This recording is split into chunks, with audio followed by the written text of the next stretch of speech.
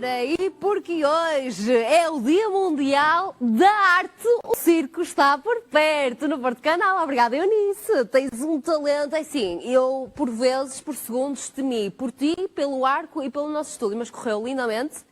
Estás de parabéns. Estás aqui em boa representação do Instituto Nacional de Artes do Circo, porque precisamente com este instituto que nós começamos o Por Perto. Aqui a nada vamos falar com a Juliana, que é a diretora-geral. Resta-me agradecer-te e desejar-te as maiores das sortes, porque tu és aluna do primeiro ano deste instituto, certo?